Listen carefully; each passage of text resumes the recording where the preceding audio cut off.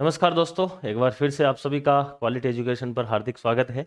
जैसा कि अपने राजस्थान आर्थिक समीक्षाओं की श्रृंखला चल रही है और उसी में ही आज अपन जो चैप्टर वाइज स्टार्ट कर चुके हैं, चूँकि स्टार्टिंग में अपन ने सामान्य जो जानकारी होती है आर्थिक समीक्षा के बारे में, जो फ्लैगशिप योजनाएँ हैं, उनके ऊपर चर्चा की है।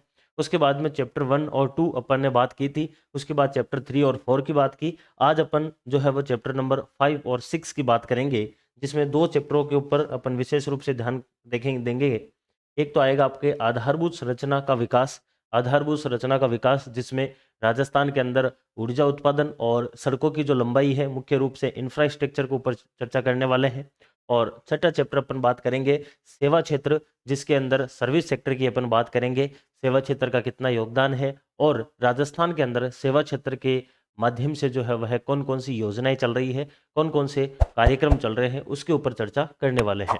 राजस्थान आर्थिक समीक्षा 2022-23 के ऊपर अपन चर्चा कर रहे हैं, जैसा कि आप सभी को पता है। और 2022-23 के बारे में जो भी अपडेट है वह यहाँ से अपन लेने वाले हैं। और आगे आने वाले जो भी एग्ज़ाम है, चाहे आप आरएस का एग्ज़ाम दीजिए, चाहे आप एसआई का एग्ज़ाम दीजिए, चाहे आप ईओआरओ का एग्ज़ाम दीजिए, जहाँ पर भी राजस्थान समसामयिकी यानी कि राजस्थान करंट अफेयर्स, जहाँ पर भी राजस्थान का भूगोल और जहाँ पर भी राजस्थान की अर्थव्यवस्था का टॉपिक अगर सिलेबस में आपके जुड़ा हुआ है, तो वहाँ पर आर्थिक समीक्षा से क्वेश्चन बनना जो है वह लाजमी है। और ये मानकर चलिए कि आरएस और एसआई जैसे एग्जाम के अंदर तो 10-10 क्वेश्चन भी जो है वह आर्थिक समीक्षा से पूछे जाते हैं। इसलिए मोस्ट इंपॉर्टेंट है ये आने वाले सभी एग्जाम के लिए। और अगर आप यहाँ पर मेरे साथ में, जहाँ अपन 2020-21 से आर्थिक समीक्षा पढ़ रहे हैं, यह तीसरा चरण है अपना आर्थिक समीक्षा का, तीसरा साल है जब अपन आर्थिक समीक्षा पढ़ रहे हैं। और इसके दौरान जो है आप अगर डिटेल के अंदर पढ़ेंगे और अच्छे से अगर पढ़ेंगे, तो आप सभी के आगे आने वाले जो भी एग्जाम हैं या फिर आगे आने वाली जो भी आर्थिक समीक्षा है, उनको समझना थोड़ा सा आसान रहेगा। चाहे आप बिल्कुल नए हैं, यानी कि कंपटीशन में पहली बार उतरे हैं, या फिर आप पुराने हैं, दोनों ही कंडीशन में जो पुराने हैं उन सभी को पता है आर्थिक समीक्षा कितनी इंपॉर्टेंट होती है। और जो नए आए हैं उन सभी को मैं बताना चाहूँगा कि आर्थिक समीक्षा करंट अफेयर्स, यानी कि राजस्थान के अंदर करंट अफेयर्स और भूगोल और इकोनॉमिक्स के अंदर जो है आपकी आर्थिक समीक्षा मोस्ट इंपॉर्टेंट है। इसको समझने के लिए जो है आप यहाँ पर डिटेल में देखिए क्लास है। और इसकी जो आपके जो बुक है वो बहुत जल्द आने वाली है, तो वहाँ से आप एमसीक्यू के माध्यम से भी आप इसको कर सकते हैं। थोड़े ही समय बाद में अपन आर्थिक समीक्षा और बजट के ऊपर जो एमसीक्यू है, जो क्वेश्चन सीरीज है, वो भी लेके आएंगे। और चैप्टर वाइज जो है वो आपको क्वेश्चन सीरीज भी करवाई जाएगी। तो फिलहाल अपन शुरुआत करते हैं। अपन पहले बात करेंगे चैप्टर जो 5 है अपना, आधारभूत संरचना का विकास। इसके ऊपर अपन चर्चा करने वाले हैं, जिसके अंदर मुख्य रूप से जो इंफ्रास्ट्रक्चर है उसके ऊपर अपन, उसके जो डेवलपमेंट सरकार ने किया है, क्या क्या किया है, उसके ऊपर अपन चर्चा करेंगे। और उसमें मेनली दो ही चीज़ें आती है, एक आता है ऊर्जा और एक आता है परिवहन। तो सबसे पहले अपन बात करेंगे आधारभूत संरचना, और उसमें अपन बात करने वाले हैं एनर्जी के ऊपर, ऊर्जा के ऊपर। मोस्ट इंपॉर्टेंट है, यहाँ से आपको क्वेश्चन जो है वो पूछा ही पूछा जाता है अगर आपके किसी भी सिलेबस के अंदर ऊर्जा का अगर टॉपिक जुड़ा हुआ है तो वहाँ पर।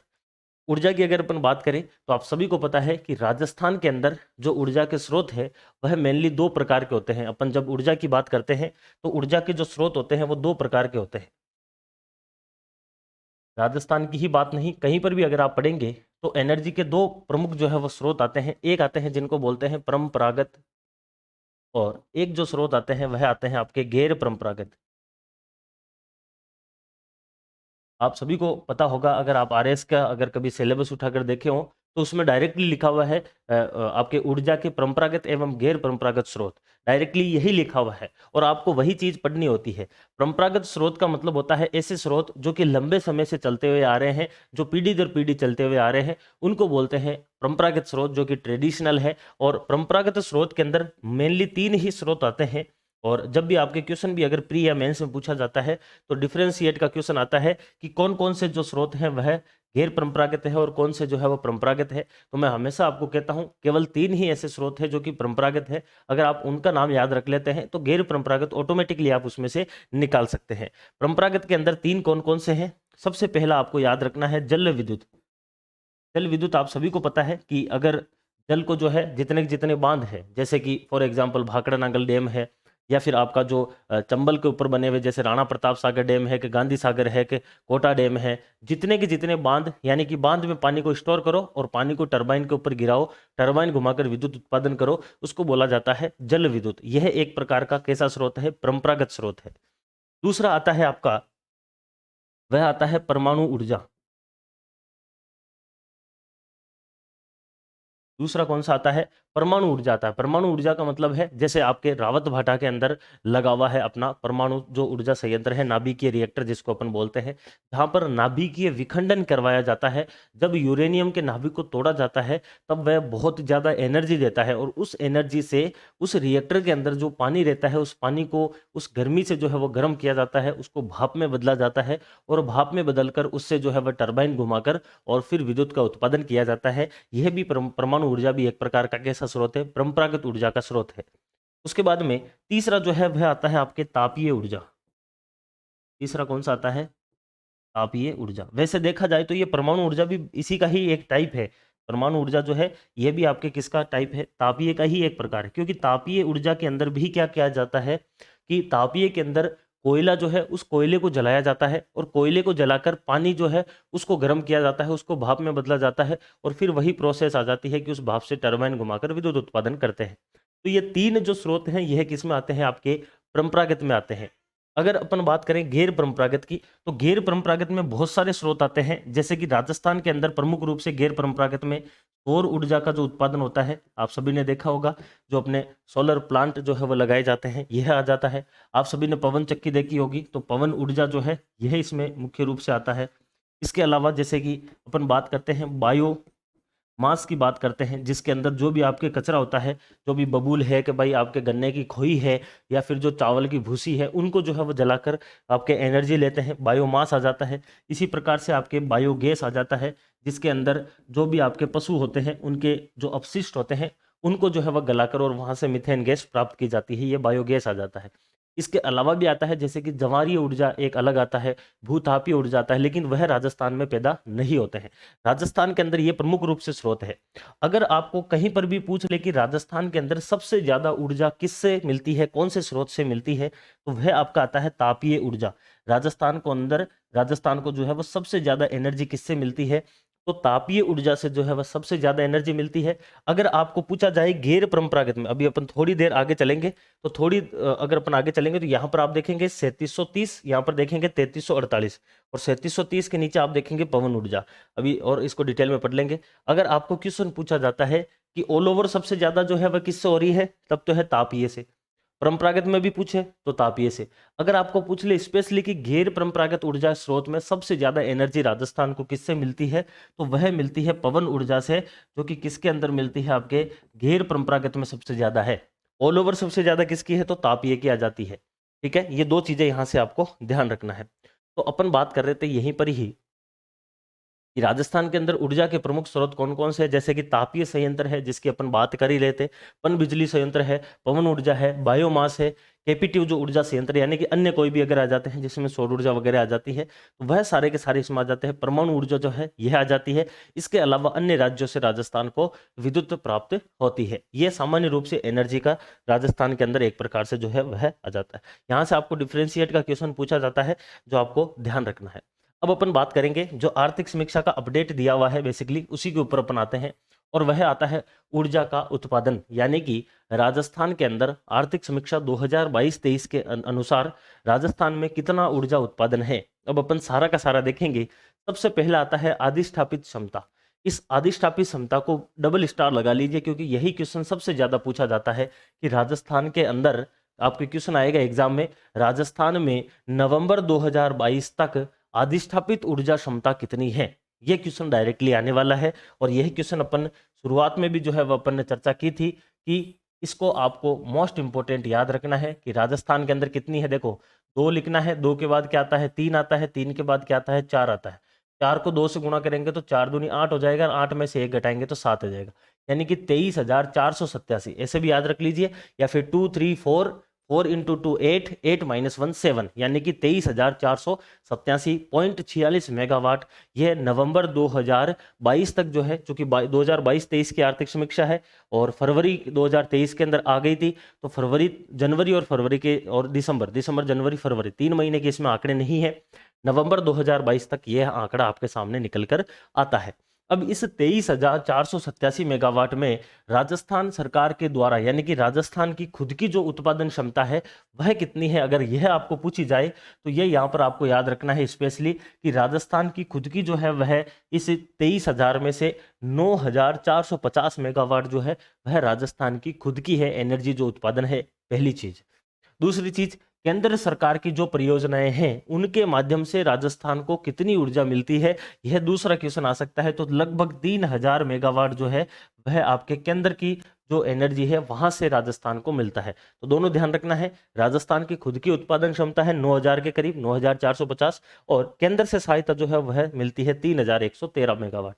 उसके बाद में अगली चीज आती है अन्य। अन्य के अंदर जो भी आपके अक्षय ऊर्जा जिसको अपन कहते हैं, अभी लास्ट में देखेंगे, अक्षय ऊर्जा के स्रोत जैसे कि पवन ऊर्जा है, सौर ऊर्जा है, या फिर आपके बायोमास एनर्जी है, वहां से अगर बात करें तो लगभग 10,000 जो है वो यहाँ से राजस्थान को मिलती है। तो आपको जो क्वेश्चन है वो इन दो में से पूछा जा सकता है, मेनली इसमें से पूछा जा सकता है कि राजस्थान की खुद की जो है वह राज्य की उत्पादन क्षमता कितनी है, तो 9,450 मेगावाट है।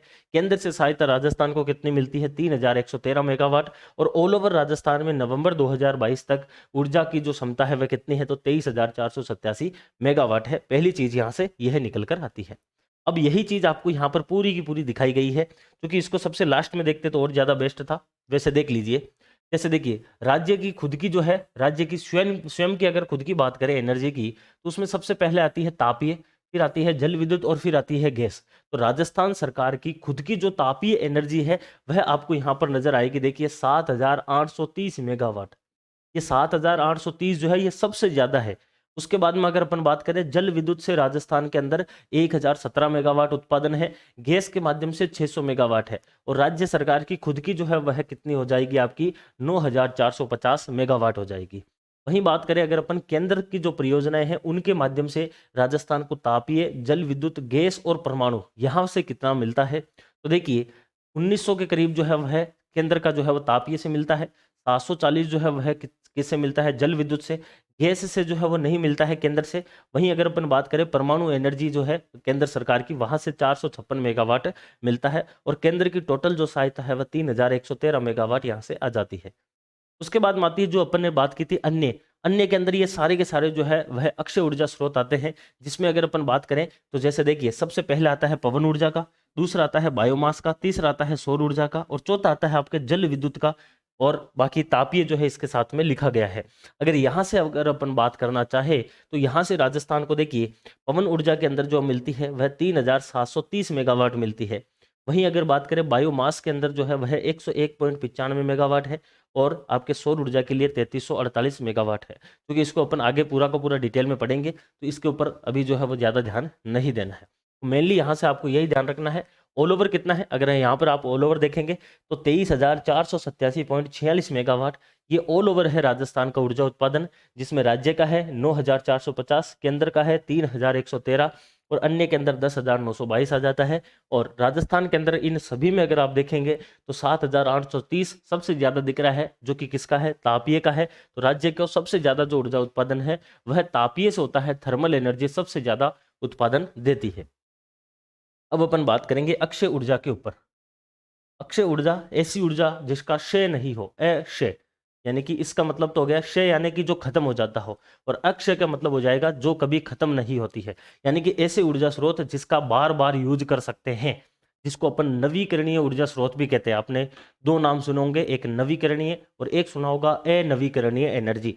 अगर एनर्जी को एक और हिस्से में अगर अपन बांटना चाहे, अभी अपन ने बांटा था ऊर्जा को उसके समय के अनुसार परंपरागत और गैर परंपरागत में, उसी प्रकार से अपन ऊर्जा को एक और हिस्से में बांट सकते हैं, इसको बोला जाता है नवीकरणीय, और दूसरा हिस्सा आता है जिसको बोलते हैं अनवीकरणीय। नवीकरणीय और अनवीकरणीय, नवीकरणीय तो उसको बोला जाता है, बेसिकली नवीकरणीय को ही आप अक्षय बोल सकते हैं। यानी कि ऐसी ऊर्जा जिसको कभी खत्म नहीं होती है उसको अक्षय ऊर्जा बोलते हैं। या फिर नवीकरणीय का मतलब जिसका बार बार यूज किया जा सकता है। जैसे फॉर एग्जाम्पल भाई अपने को सभी को पता है कि सौर ऊर्जा जो है यह एक प्रकार की नवीकरणीय ऊर्जा है। क्यों है? क्योंकि सूर्य का जो तापमान है वो कभी खत्म होने वाला नहीं है। आप कितनी भी बार जो है वह सूर्य की एनर्जी से सौर ऊर्जा उत्पादन कर सकते हैं। आप सभी को पता है जब तक पृथ्वी रहेगी तब तक इसके ऊपर हवा चलेगी, और हवा चलेगी तो हम पवन ऊर्जा कितनी भी बार जो है वह पैदा कर सकते हैं। यानी कि यहाँ पर मैंने मान लो फॉर एग्जांपल यहाँ पर मैंने सौर ऊर्जा की जो है वो चक्की लगा दी, अपने पवन ऊर्जा की चक्की लगा दी, यहाँ पर लगा दी। इधर से हवा आ रही है तो वो हवा इसको घुमाकर यहाँ पर भी विद्युत देगी, इसको घुमाकर यहाँ पर भी देगी। यानी कि एक ही हवा का बार बार यूज हो रहा है। यानी कि यह भी कैसी है, एक नवीकरणीय ऊर्जा का स्रोत आ जाता है। जैसे कि जल विद्युत, याद रखना है जल विद्युत ऐसी ऊर्जा है जो कि आती तो किसमें है, परंपरागत में, लेकिन इधर की अगर अपन बात करें तो इधर किस में आ जाती है, यह है नवीकरणीय में। क्योंकि जल विद्युत का मतलब क्या है, यहां से कोई नदी बह रही है, यहां पर एक बांध बनाया और यहां से अपन ने टरबाइन घुमाकर और यहां से विद्युत उत्पादन कर लिया, फिर पानी आगे गया, फिर एक और बांध बना लिया, फिर वापस यहां से टरबाइन घुमा लिया। यानी कि पानी तो खत्म नहीं हो रहा ना, पानी तो केवल अपनी जो स्थितिज ऊर्जा है उसको गतिज में बदलकर और अपने को क्या दे रहा है, विद्युत ऊर्जा दे रहा है। बाकी इस पानी के साथ में कोई भी जो है वह हानि नहीं हो रही है, पानी अपना खत्म नहीं हो रहा है। तो ये इसका भी अपन क्या कर सकते हैं, बार बार यूज कर सकते हैं। ये भी एक प्रकार की कैसी ऊर्जा है, नवीकरणीय ऊर्जा के अंदर आती है। इसके अलावा भी आती है, जैसे कि जवारी ऊर्जा जो है उसके अंदर जब जवार और भाटा आता है अपने समुद्र के अंदर, तब वहां से भी अपन विद्युत उत्पादन कर सकते हैं, उसमें भी पानी का कोई नुकसान नहीं होता है। लेकिन राजस्थान के अंदर मेनली ये तीन जो है वह नवीकरणीय ऊर्जा के स्रोत आते हैं। अब बाकी वह सारे के सारे स्रोत जिसके अंदर ऊर्जा का जो स्रोत है वह खत्म हो जाता है, जैसे कि फॉर एग्जाम्पल अगर अपन बात करें तापीय ऊर्जा, तापीय कैसी है, एक प्रकार की अनवीकरणीय। क्योंकि कोयले को अपन जलाएंगे, जलाने के बाद में विद्युत तो उत्पादन हो जाएगी लेकिन वो कोयला खत्म हो जाएगा। ऐसी कंडीशन में वो किस में आ जाएगा, अनवीकरणीय में आ जाएगा। तापीय के अलावा अगर अपन बात करें परमाणु ऊर्जा की, परमाणु ऊर्जा में भी जो नाभिकीय विखंडन है, एक बार जब यूरेनियम 235 का नाभिकीय विखंडन हो जाता है उसके बाद में उसको वापस नाभिकीय संलयन नहीं कर सकते हैं। तो इसका मतलब क्या हो गया, वो भी ऊर्जा का स्रोत क्या हो रहा है, खत्म हो रहा है। एक बार यूज करते ही क्या हो रहा है, आपका खत्म हो रहा है। ये भी इसमें आपको याद रखना है। इसके अलावा जैसे कि बायोमास और बायोगैस जो है ये दोनों के दोनों ही क्या आ जाते हैं, बायोगैस। ये दोनों भी किस में आएंगे, अनवीकरणीय में आएंगे। क्योंकि बायोमास का मतलब एक बार जब आपने कचरा जला दिया है तो वो खत्म है, फिर उससे ऊर्जा वापस नहीं ले सकते। इसी प्रकार से जो भी गाय भैंसों का जो अपशिष्ट है उससे एक बार मेथेन गैस प्राप्त करने के बाद वो खाद में बदल जाएगा, फिर उसका वापस जो है वो मेथेन गैस प्राप्त नहीं कर सकते। ये भी किस में आएगा, अनवीकरणीय में आएगा। तो राजस्थान के अंदर अगर अपन बात करें ऊर्जा के समय के हिसाब से तो परंपरागत और गैर परंपरागत में बांटते हैं, जबकि उसके स्रोत की जो एक प्रकार से कह सकते हैं यूज के हिसाब से जो है वह दो प्रकार से उसको अलग से बांट सकते हैं, नवीकरणीय और अनवीकरणीय में। वह यहाँ पर आपको दिखाया गया है और यहाँ पर लिखा हुआ है अक्षय ऊर्जा। यानी कि अक्षय ऊर्जा एक प्रकार की कैसी ऊर्जा होती है, नवीकरणीय ऊर्जा होती है। यानी कि जो कभी भी क्या नहीं होती है, खत्म नहीं होती है, उस ऊर्जा के स्रोत का बार बार यूज किया जा सकता है, वह आती है अक्षय ऊर्जा के अंदर। और इसमें सबसे पहले अपन बात करेंगे सौर ऊर्जा की। सौर ऊर्जा आप सभी को पता है, सूर्य का जो ताप होता है, सूर्य की जो किरणें होती है उसके माध्यम से हम जो भी प्लेटें होती हैं उनको गर्म करते हैं, वहां पर फोटो इलेक्ट्रिक इफेक्ट जो है, विद्युत जो आपके प्रभाव जो है वो दिखाई देता है, जिसकी वजह से बैटरी चार्ज होती है और वहां से अपन जो है वो विद्युत प्राप्त करते हैं। आपको यहाँ से बहुत सारे क्वेश्चन पूछे जाते हैं, बार बार पूछे जाते हैं एग्जाम में। जैसे कि पहला ही क्वेश्चन पूछा जाता है कि राजस्थान के अंदर सौर ऊर्जा की क्षमता कितनी है। पहला क्वेश्चन यही आएगा कि राजस्थान में सौर ऊर्जा की क्षमता कितनी है, तो वह आंसर होता है 142 गीगावाट। इसका मतलब क्या है, इसका मतलब यह है कि अगर पूरे के पूरे राजस्थान में हम सौर ऊर्जा के प्लांट या फिर सौर ऊर्जा के पार्क लगाना चाहें और अगर लगा दिए जाते हैं तो ऐसी कंडीशन में राजस्थान से मैक्सिमम जो है वह 142 गीगावाट विद्युत उत्पादन हो सकती है। यानी कि यह राजस्थान की क्षमता है, राजस्थान जो है वह 142 गीगावाट जो है वो सौर ऊर्जा उत्पादन कर सकता है, ये इसकी क्षमता है। इसी प्रकार से अपन बात करते हैं संयंत्र स्थापित। यानी कि भाई हमारी क्षमता तो 142 गीगावाट की है, लेकिन हम कितना उत्पादन वर्तमान में करने के हिसाब से संयंत्र लगा चुके हैं। जैसे कि हमने 13,531 मेगावाट के जो है वह संयंत्र लगा दिए हैं, कब तक, दिसंबर 2022 तक। ये दूसरा क्वेश्चन बनता है भाई। फॉर एग्जांपल जैसे कि मैं बोलता हूं कि मैं 100 किलोमीटर रोज चल सकता हूं, ये मेरी क्षमता है, लेकिन वर्तमान में मैं 80 किलोमीटर रोज चलूं, इतना मैंने जो है वह जुगाड़ कर लिया है। लेकिन मैं अभी चल रहा कितना हूं, मान लो फॉर एग्जांपल मैं 20 किलोमीटर चल रहा हूं। तो ये तीन चीजें आ गई। ये तो आपकी क्या हो गई है, क्षमता हो गई है कि मैं इतना चल सकता हूं। लेकिन 80 किलोमीटर चलने का मैंने जुगाड़ कर लिया है कि भाई 80 किलोमीटर के लिए मैं 50-50 किलोमीटर, जैसे कि 20 किलोमीटर चला फिर कुछ खा पी लूंगा, फिर अगले 20 किलोमीटर के बाद कुछ खा पी लूंगा। यानी कि मैंने क्या कर रखा है, 80 किलोमीटर का जो है वो पूरा का पूरा एक प्रकार से इंतजाम कर रखा है कैसे चलूंगा। लेकिन चल कितना रहा हूं, वो 20 किलोमीटर ही चल रहा हूं। तो यह तीन चीजें यहां पर आपको याद रखनी है। सौर तीनों के अंदर आएगी, सौर ऊर्जा में भी आएगी, पवन ऊर्जा में भी आएगी। तो क्षमता कितनी है राजस्थान की, 142 गीगावाट उत्पादन करने की क्षमता है।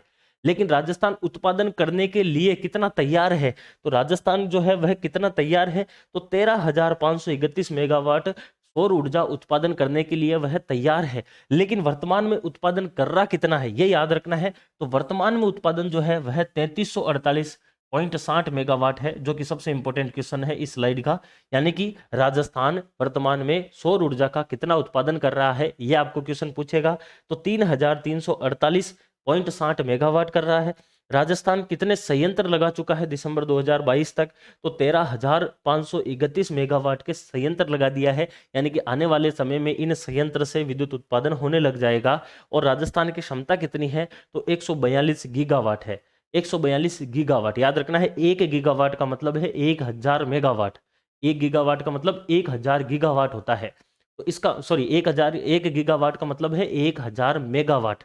तो यहां पर 13,000 मेगावाट का मतलब क्या हो गया, 13 गीगावाट हुआ है। तो केवल 142 में से 13 गीगावाट ही संयंत्र लगाया है राजस्थान ने। बाकी अभी बहुत सारा जो है वह संयंत्र लगाना बाकी है, यानी कि क्षमता बहुत है राजस्थान की। तो यहाँ से मोस्ट इंपोर्टेंट जो क्वेश्चन है वह एक तो यह बनता है कि राजस्थान के अंदर जो है वह उत्पादन क्षमता कितनी है, 142 गीगावाट है, और वर्तमान में उत्पादन कितना है, 3348 जो है वह आ जाता है। और वहीं से अगर अपन बात करें, आपको पूछ सकते हैं कि संयंत्र कितने हैं, तो 13,531 आ जाते हैं। इसके बाद में सौर ऊर्जा के बारे में ही एक शानदार चीज आती है कि राजस्थान के जोधपुर जिले के भड़ला के अंदर 2245 मेगावाट का एक संयंत्र लगाया गया है। भड़ला जोधपुर में 2245 मेगावाट का, जो कि विश्व का सबसे बड़ा है। और इसको क्या कहा गया है कि इस सोलर पार्क का जो विकास है वह 4 चरणों में होगा। विश्व का सबसे बड़ा सोलर पार्क है भड़ला जोधपुर में, जिसकी क्षमता 2245 मेगावाट मानी जाती है। ठीक है, ये सामान्य चीज आएगी। अब देखिए राजस्थान के अंदर जो है वह कुछ सोलर पार्क निर्माणाधीन है। तो निर्माणाधीन सोलर पार्क कौन कौन से हैं राजस्थान के अंदर, जो कि नवीन एवं नवीकरणीय ऊर्जा मंत्रालय जो भारत सरकार है उसके द्वारा राजस्थान के अंदर कुछ पार्क जो है उनका विकास किया जा रहा है। जैसे कि एक पार्क तो अपन ने देख लिया कि भाई राजस्थान के जोधपुर के भड़ला के अंदर 2245 मेगावाट का सोलर पार्क स्थापित हो रहा है। एक होता है सोलर प्लांट, एक होता है सोलर पार्क। दोनों में डिफरेंस क्या होता है, प्लांट का मतलब तो है फॉर एग्जांपल ये एक यहाँ पर जो है वो प्लेट लगा दी, उससे बैटरी चार्ज कर रहे हैं, तो ये तो हो गया सोलर प्लांट। जब ऐसे बहुत सारे प्लांट लग जाते हैं तो उसको क्या बोल देते हैं, उसको बोल देते हैं सोलर पार्क। तो विश्व का सबसे बड़ा सोलर पार्क है भड़ला जोधपुर, जो कि 2245 मेगावाट का है। इसके अलावा यानी कि उस पार्क के अलावा जो है वह अन्य निर्माणाधीन पार्क कौन कौन से हैं, तो उसमें देखिए सबसे पहला पार्क जो है वह इसमें आता है आपके फलोदी, जोधपुर के अंदर पड़ता है, और पोखरण जैसलमेर में पड़ता है। तो इस पार्क को कहा गया है फलोदी पोखरण सोलर पार्क। क्या कहा गया है, फलोदी पोखरण सोलर पार्क, जिसकी क्षमता कितनी होगी, 750 मेगावाट जो है वह इसकी क्षमता होने वाली है। और इसका विकास कौन कर रहा है, तो एसएल सौर्य ऊर्जा कंपनी ऑफ राजस्थान, राजस्थान सरकार की खुद की कंपनी है, वह कर रही है। यहां से आपको जो याद रखना है, बेसिकली कंपनी आपको कम पूछेंगे, आपको जो है वह इसकी क्षमता याद रखनी है और पार्क का नाम याद रखना है। तो पहला क्वेश्चन आपके लिए यहां से यही बनेगा कि फलोदी पोखरण सोलर पार्क की क्षमता कितनी है, 750 मेगावाट।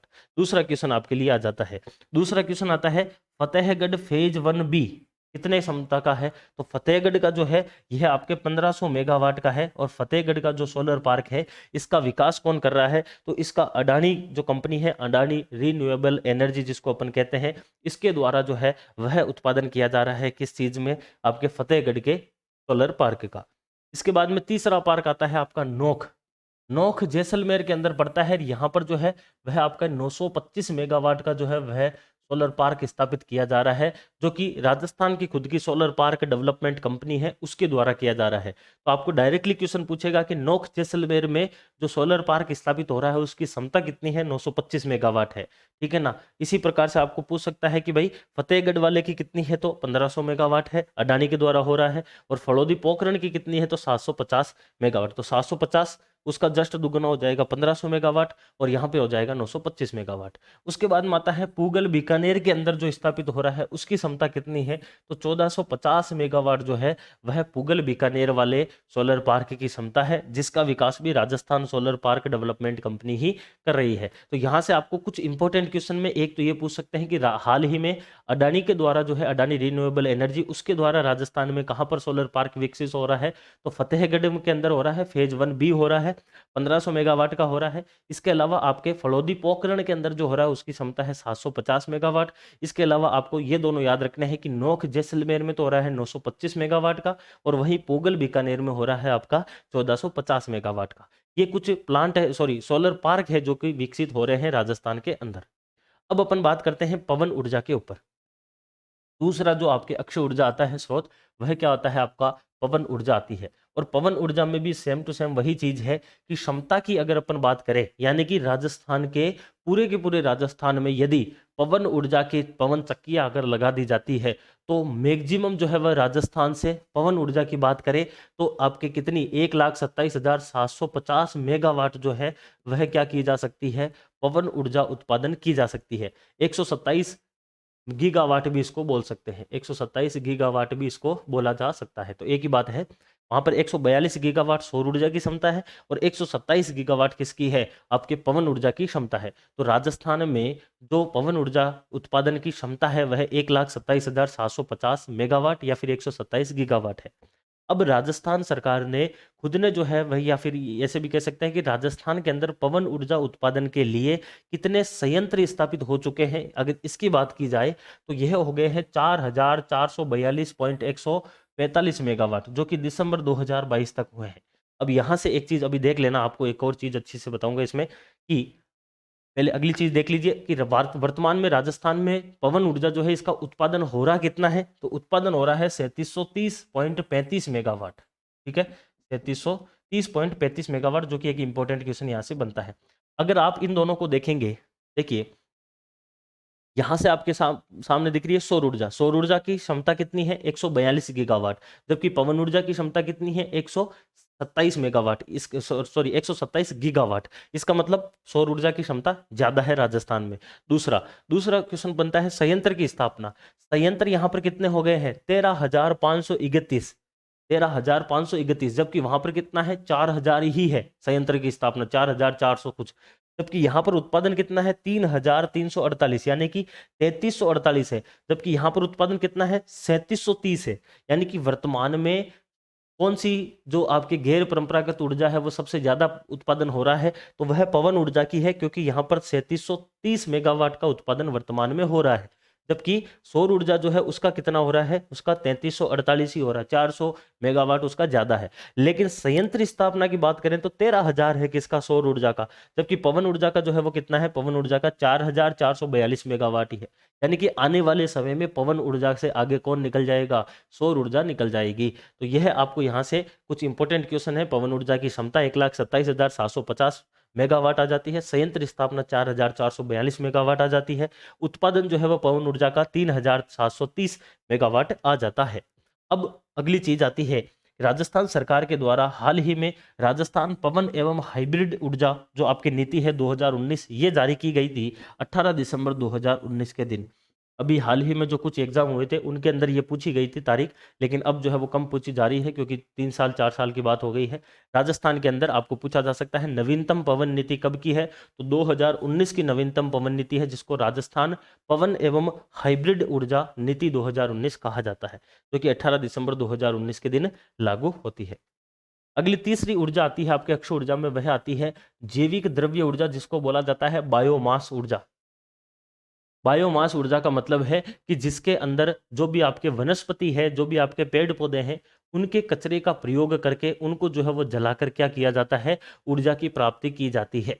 अब राजस्थान के अंदर अगर अपन बात करें कि राजस्थान में ऐसे यानी कि बायोमास वाले जो संयंत्र है, इनके संयंत्र की स्थापना कितनी हो रही है और इनका उत्पादन कितना है, क्योंकि राजस्थान के अंदर इस चीज की क्षमता नहीं बता सकते, क्योंकि क्षमता कितनी है भाई, आपके पास जितने ज्यादा पेड़ है, जितने ज्यादा आपके पास में आपके चावल की तुड़ी है, सरसों की तुड़ी है, या फिर आपके जो है गन्ने की खोई है, उसके हिसाब से आप कर सकते हो। क्षमता इसमें नहीं आएगी, संयंत्र स्थापना आ सकती है और वर्तमान में कितना उत्पादन किया जा रहा है, ये दो चीजें इसमें आ सकती है। तो वर्तमान में बायोमास जो ऊर्जा है, इसके माध्यम से राजस्थान में संयंत्र की स्थापना की बात करें तो राजस्थान में 120.45 मेगावाट जो है, इतनी संयंत्र की स्थापना हो गई है। यानी कि राजस्थान के 13 ऐसे जगह हैं जहां पर संयंत्रों की स्थापना हो रखी है। अब इसमें थोड़ा सा एक ध्यान रखना है, एग्जाम में डायरेक्टली क्वेश्चन पूछा जाता है कि राजस्थान में कुल कितने बायोमास संयंत्र है, और ऑप्शन के अंदर वो 13 ही देता है, 13 ही मानता है। लेकिन आज की तारीख में जो है वह 13 संयंत्र काम नहीं कर रहे हैं। 2012 से ही 2 संयंत्र जो है वो आपके बंद हो रखे हैं। 2012 से ही 2 संयंत्र जो है वो बंद हो रखे हैं। इसका मतलब वर्तमान में जो है वह 11 संयंत्र ही काम कर रहे हैं, लेकिन फिर भी एग्जाम में 13 पूछ रहे हैं, इसलिए ध्यान रख लेना है। तो राजस्थान में बायोमास जो है, इसकी क्षमता कितनी है, सॉरी संयंत्र की स्थापना कितनी है, तो 120 मेगावाट संयंत्र की स्थापना हो चुकी है, जो कि 13 संयंत्र के द्वारा उत्पादन किया जा रहा है, जबकि 2 बंद है, जो आप ध्यान रख लेना है। उत्पादन की बात करें भाई, क्षमता तो इतनी है, संयंत्र तो जो है वह 120 मेगावाट उत्पादन करने वाले हैं, लेकिन उत्पादन कर कितना रहे हैं, तो 101.95 मेगावाट उत्पादन कर रहे हैं। देखिए ये दोनों के दोनों याद रखने हैं, दोनों ही इंपॉर्टेंट है। वापिस वही पवन ऊर्जा या सौर ऊर्जा वाले ही बात यहाँ पर आ जाती है कि राजस्थान के अंदर कितने संयंत्र स्थापित हो गए हैं बायोमास उत्पादन के, तो 120 मेगावाट तक उत्पादन करने के संयंत्र है, लेकिन कर रहे कितना है, तो 101 मेगावाट ही कर पा रहे हैं। वर्तमान में संयंत्र 13 जो है उनमें से 2 बंद हो रखे हैं, यानी कि 11 ही काम कर रहे हैं। यह भी आप इसमें ध्यान रख सकते हैं। लेकिन अगली चीज इसी आर्थिक समीक्षा में बताई गई है कि राजस्थान में लगभग 119 मेगावाट के 10 बायोमास संयंत्र जो है वो वर्तमान में क्या कर रहे हैं, प्रगति के ऊपर है, यानी कि उनकी स्थापना जो है वो होने वाली है। तो उसके बाद में फिर राजस्थान में 11 और 10 21 आपके क्या हो जाएंगे, बायोमास संयंत्र हो जाएंगे। और 119 यहाँ पर कर रहा है, 120 पहले से, तो लगभग जो है वो 240 मेगावाट के आसपास हमारे पास में संयंत्र की स्थापना भी हो जाएगी बायोमास की। ये आने वाले टाइम में होगा। वर्तमान के हिसाब से आपको ये दोनों दोनों आंकड़े याद रखने हैं। 120 मेगावाट जो है वह संयंत्र स्थापना है, 101 मेगावाट वर्तमान में उत्पादन हो रहा है। ठीक है, अगली कुछ सामान्य बातें हैं वही जो कि मैं बता भी रहा था कि राजस्थान के अंदर बायोमास ऊर्जा के लिए जो आपके कचरा यूज में लिया जाता है वो किस किस का लिया जाता है, तो उसमें इस वाली आर्थिक समीक्षा में जो लिखे गए हैं वो 2 ही नाम लिखे गए हैं कि राजस्थान में जो स्रोत है बायोमास ऊर्जा के जो स्रोत है उसमें एक तो सरसों की तुड़ी है। आप सभी को पता है कि सरसों जो है उसको जैसे ही सरसों को निकाल लिया जाता है, यानी कि सरसों जो है वह जब आपके थ्रेसर के अंदर से निकल जाती है या फिर जो भी हड़पा होता है उसमें से जब निकल जाती है, सरसों अलग हो जाती है, तो पीछे जो है वो आपके कचरा बचता है। उस कचरे को जो है वो जलाकर उत्पादन करते हैं, उस कचरे को ही बोला जाता है आपके सरसों की तुड़ी। इसी प्रकार से आता है आपके विलायती बबूल। बबूल जो सबसे ज्यादा आपने देखा होगा, जिसको अपन जूली फ्लोरा भी कहते हैं, अंग्रेजी बबूल जिसको बोलते हैं, उसी को ही, सॉरी अंग्रेजी बबूल थोड़ा सा अलग होता है जिसकी लंबी सूंड होती है, जबकि ये विलायती बबूल है। विलायती बबूल जो हरे छोटे पत्ते वाला होता है वह विलायती बबूल होता है, इसी को ही जूली फ्लोरा भी कहते हैं। तो राजस्थान में मुख्य रूप से वर्तमान में आपके इस जूली फ्लोरा और सरसों की तुड़ी से करते हैं। इसके अलावा भी जो है वह 2-3 चीजें और आती है, जैसे कि जो गन्ना होता है उस गन्ने की खोई, गन्ने की खोई, जो भी आपके शक्कर बनाने वाली फैक्ट्रियां होती है उनके आसपास जो है वह गन्ने का जो है वह अंदर का रस जो है वो तो निकाल लिया जाता है, और पीछे जो कचरा बचता है उसको गन्ने की खोई बोलते हैं, तो वो भी इसी में ही यूज में आती है। इसके अलावा जैसे अगर अपन बात करें तो चावल की जो भूसी है वो भी इसी में आती है। जैसे चावल अगर उसमें से निकल गया है तो वही सरसों की तुड़ी की जैसे चावल की भूसी भी रह जाती है। तो इनका भी जो है वो प्रयोग होता है आपके किसके अंदर, राजस्थान में बायोमास ऊर्जा के उत्पादन में। ठीक है, राजस्थान के अंदर ऊर्जा संरक्षण दिवस मनाया जाता है, यह आपको पूछा जा सकता है क्योंकि यह आर्थिक समीक्षा में उल्लेखित कर रखा है। तो 14 दिसंबर के दिन जो है वह राजस्थान के अंदर क्या मनाया जाता है, ऊर्जा संरक्षण दिवस मनाया जाता है। कब, 14 दिसंबर के दिन प्रतिवर्ष। तो यह सामान्य बातें जो है वह आपके आ जाती है किससे, ऊर्जा से जुड़ी हुई। अब अपन बात करेंगे सड़क से, क्योंकि आपके आधारभूत संरचना के अंदर जो है वह दूसरी जो प्रमुख चीज आती है वह आती है सड़क। पहली हो गई ऊर्जा, अब दूसरी के ऊपर अपन आते हैं और दूसरी है आपके सड़क। जब अपन बात करते हैं कि राजस्थान में 1949 के अंदर सड़कों की लंबाई कितनी थी, कब 1949 देश जब आजाद हुआ था, तो उस समय राजस्थान में सड़कों की लंबाई कितनी थी, तब थी केवल 13,553 किलोमीटर। कितनी थी? 13,553 किलोमीटर ही थी। लेकिन जब हम मार्च 2022 तक बात करते हैं राजस्थान में सड़कों की लंबाई, तो मार्च 2022 में राजस्थान में सड़कों की जो लंबाई है वह कितनी आ जाती है, तो वह आ जाती है आपके कितनी, 2,78,813.23 किलोमीटर। कितनी आ जाती है आपके? 2,78,000। पिछली बार कितनी थी? 2,72,000 थी। 6,000 किलोमीटर के आसपास सड़कों में इस बार वृद्धि हुई है। मार्च 2021 से मार्च 2022 के अंदर लगभग 6,000 किलोमीटर सड़कें बढ़ी है। तो अब जो है वो सड़कों की लंबाई कितनी है, तो आपकी कितनी हो जाएगी? 2,78,813.23 किलोमीटर। जब बात करते हैं इसी मार्च 2023 की, तो इसी मार्च 2023 के अंदर राजस्थान के अंदर जो है एक जगह पर सड़कों की लंबाई की बात है, दूसरी जगह पर है सड़कों के घनत्व की। भाई अपन जनसंख्या घनत्व की बात करते हैं, अपन पशु घनत्व की बात करते हैं। घनत्व का मतलब क्या होता है? इकाई आयतन के अंदर कितनी मात्रा उपस्थित है। वही यहाँ पर अपन बात करते हैं इकाई क्षेत्रफल के अंदर कितनी जो है वो चीज उपस्थित है। जैसे कि इकाई किलोमीटर में कितने लोग हैं, वह जनसंख्या घनत्व है। इकाई किलोमीटर में कितने पशु है, वह पशु घनत्व है। इसी प्रकार से इकाई किलोमीटर के अंदर जो है वो कितनी सड़क की लंबाई है, वह आपके सड़क का घनत्व कहलाता है। यानी कि अगर आप किसी क्षेत्र में 100 वर्ग किलोमीटर की बात करते हैं, फॉर एग्जांपल 10 किलोमीटर इधर आ जाओ और 10 किलोमीटर ही इधर आ जाओ, ये पूरा का पूरा एरिया क्या हो जाएगा? 100 वर्ग किलोमीटर हो जाएगा। इस 100 वर्ग किलोमीटर के एरिया में राजस्थान में सड़कों की लंबाई कितनी है, तो वह आ जाती है लगभग 81.47 किलोमीटर। यानी कि प्रति 100 वर्ग किलोमीटर में, याद रखना है, प्रति 100 वर्ग किलोमीटर में राजस्थान के अंदर जो है वह सड़कों का घनत्व कितना है या लंबाई कितनी है, तो वह है 81.47 किलोमीटर। यानी कि 100 वर्ग किलोमीटर के अंदर राजस्थान में सड़कें कितनी है? 81.47 किलोमीटर आ जाती है। अगली चीज आती है, दो इंपॉर्टेंट आती है, मोस्ट इंपॉर्टेंट जो आपको पूछी जाती है। एक तो राजस्थान में राष्ट्रीय राजमार्ग जो है, नेशनल हाईवे, उनकी लंबाई कितनी है, और एक राजस्थान में खुद की जो स्टेट हाईवे है एसएच, उनकी लंबाई कितनी है। तो राजस्थान में राष्ट्रीय राजमार्गों की लंबाई तो आती है आपके 10,618.09 किलोमीटर, पहली बात। और राजस्थान में स्टेट हाईवे की लंबाई आती है आपके 17,237.59 किलोमीटर। जो नेशनल हाईवे की लंबाई है, ये पहले भी इतनी ही थी, लगभग 10,500 के आसपास, और इस बार भी इतनी है। लेकिन स्टेट हाईवे की लंबाई पिछली बार 15,000 थी, लेकिन इस बार 17,000 हो चुकी है लगभग। यानी कि 2,000 किलोमीटर स्टेट हाईवे की लंबाई बढ़ी है। यह आपको यहाँ पर याद रखना है। तो यह बहुत इंपॉर्टेंट चीजें हैं जो सारी की सारी आपके सामने लिखी गई है। इनमें से जो आपके लिए क्वेश्चन बन सकते हैं वो मैं वापिस एक बार स्टार लगा देता हूँ। पहला क्वेश्चन आपको यही पूछा जाता है कि राजस्थान में सड़कों की लंबाई कितनी है 2022 तक, मार्च 2022 तक राजस्थान में सड़कों की लंबाई। तब आपका आंसर होना चाहिए 2,78,813 किलोमीटर। ये मोटा मोटा याद रख लीजिए। दूसरा आपको याद रखना है कि मार्च 2022 तक राजस्थान में सड़कों का घनत्व कितना है। तब आपको याद रखना है 81.47 किलोमीटर प्रति 100 वर्ग किलोमीटर। ये दूसरा क्वेश्चन पूछ सकते हैं। तीसरा क्वेश्चन, राजस्थान के अंदर नेशनल हाईवे की लंबाई कितनी है, तो 10,618 किलोमीटर याद रखनी है। और चौथा क्वेश्चन, राजस्थान में स्टेट हाईवे की लंबाई कितनी है, तो 17,237 किलोमीटर। यह चौथा क्वेश्चन आपको पूछा जा सकता है। तो ये 4 क्वेश्चन यहाँ से आपके सामने आ जाते हैं। अगला एक सामान्य क्वेश्चन है, वैसे पूछा नहीं जाता है कि राजस्थान में ग्रामीण सड़कों की लंबाई कितनी है, तो लगभग जो है वह आपके सामने लिखी हुई है 1,86,762.10 किलोमीटर। ये लगभग 1,86,000 जो है वो ग्रामीण सड़कों की लंबाई है, जो आपको नहीं पूछी जाएगी बेसिकली। एक इंपॉर्टेंट क्वेश्चन यहां से इस बार पूछा जा सकता है। देखो, वर्ष 2011 के अनुसार राजस्थान के अंदर कुल गांवों की संख्या कितनी है, यह पहला क्वेश्चन बनता है। कुल गांव है राजस्थान में 43,264।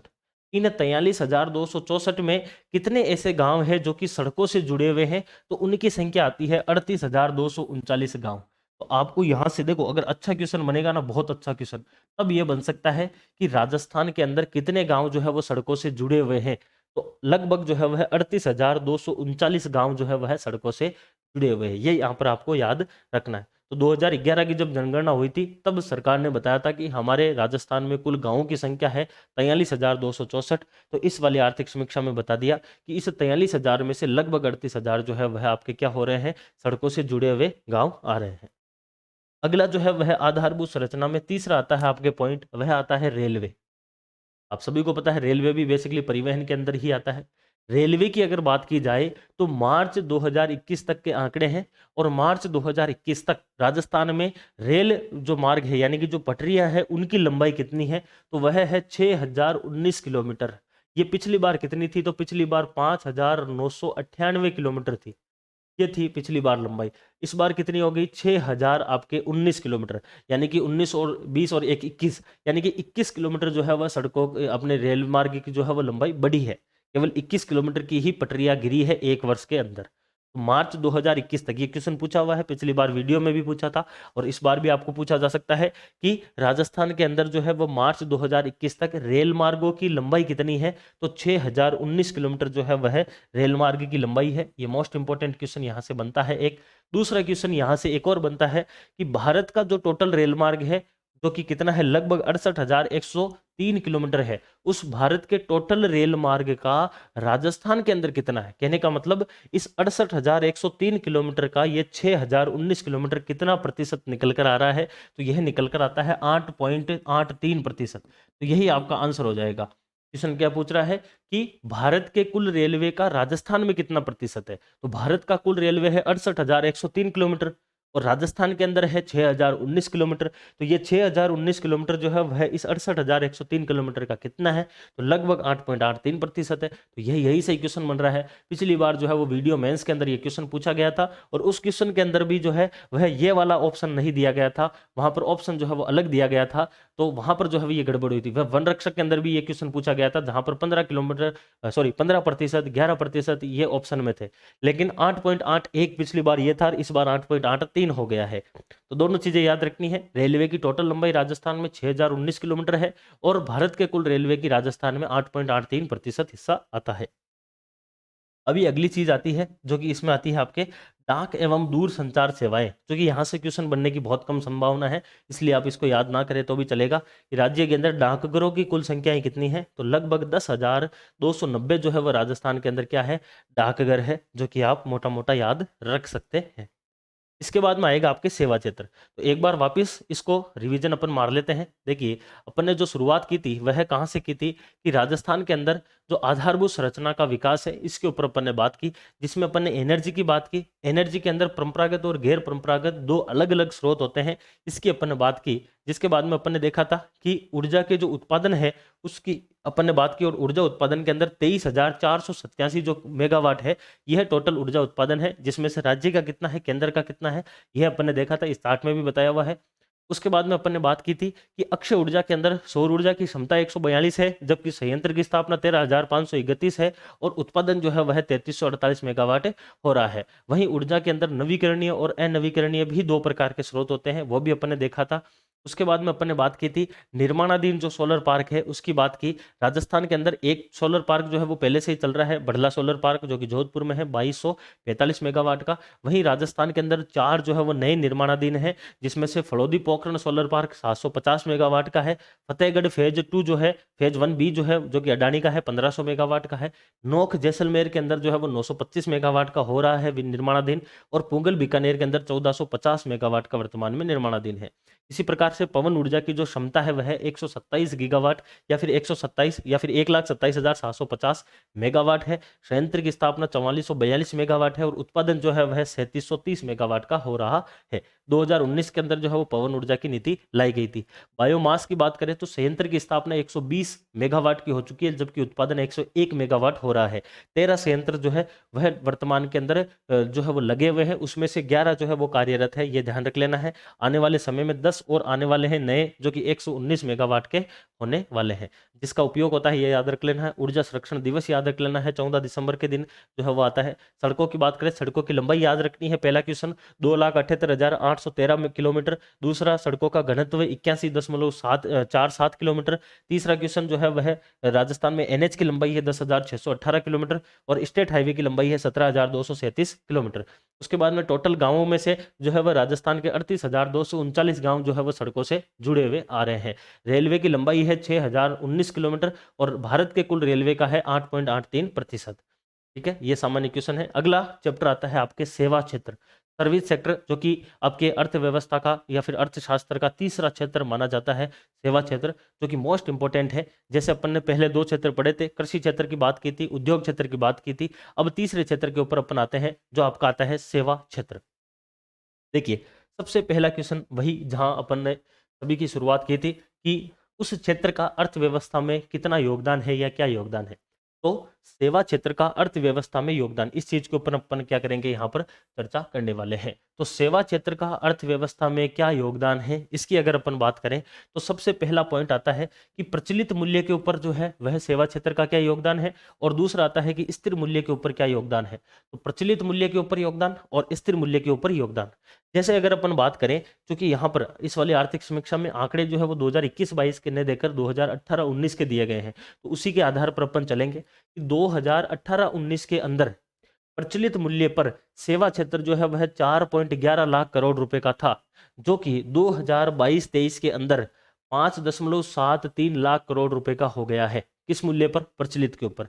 यानी कि प्रचलित मूल्य के ऊपर सेवा क्षेत्र की वृद्धि दर कितनी है? 8.65% है। वापिस देख लेना है, क्वेश्चन यहीं से ही बनेगा कि सेवा क्षेत्र का प्रचलित मूल्य पर वृद्धि दर कितनी है? 8.65% है। क्यों है? क्योंकि 2018-19 के 4.11 लाख करोड़ से 2022-23 में 5.73 लाख करोड़ रुपए सेवा क्षेत्र हो चुका है प्रचलित मूल्य पर, जो कि 8.65% की वृद्धि दिखा रहा है। इसी प्रकार से अगर अपन बात करें तो स्थिर मूल्य के ऊपर, स्थिर मूल्य पर 2018-19 में जो है वह आपके 7-8 लाख करोड़ रुपए का जो एक स्थिर मूल्य के ऊपर सेवा क्षेत्र था, वह 2022-23 के अंदर बढ़कर 3.21 लाख करोड़ का हो गया, जो कि कितनी वृद्धि दिखा रहा है अपने को? जो कि 3.65% की वृद्धि दिखा रहा है। तो मोटा मोटा अपने को क्या याद रखना है, यहाँ से ये 2 ही क्वेश्चन बनते हैं और कोई सा क्वेश्चन नहीं बनेगा। पहला क्वेश्चन तो बनेगा कि सेवा क्षेत्र का जो है वह प्रचलित मूल्य पर कितनी वृद्धि दर है सेवा क्षेत्र की? 8.65 है। और आपके स्थिर मूल्य के ऊपर सेवा क्षेत्र की कितनी वृद्धि दर है? तो उस 8.65 में से 5 घटा दो तो 3.65 आंसर आ जाएगा। तो याद रखना है 2 ही चीजें, सेवा क्षेत्र का प्रचलित मूल्य पर जो है वह वृद्धि दर कितनी है? 8.65, और स्थिर मूल्य पर सेवा क्षेत्र की वृद्धि दर है 3.65। ठीक है, ये 2 क्वेश्चन यहाँ से बन सकते हैं। अब यहां से अगले क्वेश्चन कुछ बनेंगे कि सकल राज्य मूल्य वर्धन में सेवा क्षेत्र की हिस्सेदारी। अपन बात करते हैं स्टेट जीवीए की, बात करते हैं ग्रॉस वैल्यू एडेड की, यानी कि राज्य की टोटल अर्थव्यवस्था में जो 3 क्षेत्र है बड़े बड़े, आपके प्राथमिक क्षेत्र, द्वितीयक और तृतीयक, उस तृतीयक क्षेत्र सेवा क्षेत्र की जो है वह राजस्थान की अर्थव्यवस्था में कितना योगदान है? तो वह योगदान आपके सामने स्टार्टिंग में भी अपन ने बात की थी कि चाहे स्थिर की बात करो चाहे प्रचलित की बात करो, सेवा क्षेत्र जो है वो दोनों जगह पर सेम है। और कितना कितना है? 43.74%, 43.74%। यानी कि राजस्थान की अर्थव्यवस्था में या फिर जीवीए ग्रॉस वैल्यू एडेड जो सेवा क्षेत्र का है वह आपके प्रचलित और स्थिर दोनों ही कीमतों पर कितना है? 43.74% आता है। अब जैसे अपन ने कृषि क्षेत्र की बात की थी कि कृषि क्षेत्र के भी कुछ उपक्षेत्र थे, उद्योग क्षेत्र के भी कुछ उपक्षेत्र थे, उनका योगदान कितना कितना आता था, उसी प्रकार से अपन बात करेंगे कि सेवा क्षेत्र जो है उस सेवा क्षेत्र के जो उपक्षेत्र है उनका योगदान जो है वो किस प्रकार है, जो कि अपने को दिखाया भी गया है। उसमें 3 क्षेत्र प्रमुख रूप से दिखाए गए हैं कि सेवा क्षेत्र में सबसे बड़ा योगदान लगभग 27.69% का जो है वह आपके व्यापार, होटल और जलपान गृह का, इसका माना जाता है। वहीं दूसरे नंबर पर जो है वह 24.62% के आसपास जो है वह स्थावर संपदा, यानी कि ऐसी संपदा जो कि आपको क्या कर रही हो? रेवेन्यू जनरेट कर रही हो निरंतर रूप से, आवासीय गृह का स्वामित्व हो या फिर कोई पेशेवर सेवाएं हो, जैसे कि कोई टीचर है या फिर अन्य आपके डॉक्टर वगैरह है। इसी प्रकार से तीसरे नंबर पर आता है परिवहन, भंडारण या फिर संचार, जो कि 11.78% है। इसको आप इसके माध्यम से अपन देख सकते हैं कि सेवा क्षेत्र जो है, इस सेवा क्षेत्र का प्रचलित मूल्य के ऊपर जो है, यानी कि 2022-23 के मूल्य के अकॉर्डिंग कितना कितना योगदान है सेवा क्षेत्र के उप क्षेत्रों का। जैसे कि इसमें सबसे पहला या फिर सबसे बड़ा हिस्सा अगर आप देखेंगे तो आपको नजर आ रहा है ये वाला हिस्सा सबसे बड़ा है, जो कि कितना है, लगभग 27.69% है। और यह हिस्सा किस चीज का है, तो यह हिस्सा आता है आपका व्यापार, होटल तथा जलपान गृह, यानी कि राजस्थान के सर्विस सेक्टर में सबसे बड़ा हिस्सा जो है वह किसका आता है, व्यापार होटल का ही आता है, ट्रेडिंग का आता है, या फिर आपके होटल का आ जाता है, या फिर जलपान गृह का आ जाता है। यानी कि जो भी खाने पीने की व्यवस्था है या फिर रहने की है, उनके अंदर आता है सबसे बड़ा हिस्सा। वहीं अगर आप देखेंगे दूसरा सबसे बड़ा हिस्सा, तो वह आता है 24.62%। और 24.62% यह आता है आपका दूसरे नंबर पर स्थावर संपदा, आवासीय गृह, स्वामित्व, पेशेवर सेवाएं, यानी कि जो खुद की सेवाएं दे रहे हैं उनके अंदर दूसरा सबसे बड़ा हिस्सा आता है। उसके बाद में तीसरे के अंदर अन्य है, लेकिन अगर क्षेत्रवार देखें तो 11.78% के नाम पर तीसरा सबसे बड़ा आता है, वह आता है परिवहन, भंडारण और संचार। तो सेवा क्षेत्र के अंदर आपको अभी तक दो चीजें बड़ी जो है वो याद रखनी है। पहली चीज कि सेवा क्षेत्र का प्रचलित मूल्य के ऊपर कितनी वृद्धि दर है, 8.65 है। सेवा क्षेत्र की स्थिर मूल्य के ऊपर कितनी वृद्धि दर है, तो 3.65 है। दूसरी चीज अपन ने पढ़ी थी कि सेवा क्षेत्र जो है इसका जीवीए, ग्रोस वैल्यू एडेड, चाहे प्रचलित पर हो चाहे स्थिर के ऊपर हो, 43 पॉइंट जो है आपके 78%, जो अपन ने देखा था कि 43 पॉइंट जो है वो 74% जो है वह चाहे स्थिर पर हो चाहे प्रचलित पर हो, दोनों पर आता है। और अगली चीज अपन ने देखी थी कि जो सेवा क्षेत्र के उप क्षेत्र है इनका योगदान किस प्रकार से है, तो सबसे ज्यादा जो है वो होटल का, व्यापार का, जलपान गृह का है। दूसरे नंबर पर स्थावर संपदा, आवास गृह, और तीसरे नंबर पर परिवहन, भंडारण आता है। अब अपन बात करते हैं सेवा क्षेत्र के ही कुछ इंपोर्टेंट जो है वह उप क्षेत्रों के रूप में आने वाले जो प्रमुख क्षेत्र है, जिसमें सबसे पहले आता है पर्यटन। टूरिज्म जो है वह किस में आता है, सेवा क्षेत्र में आता है। तृतीय क्षेत्र का हिस्सा है आपका पर्यटन।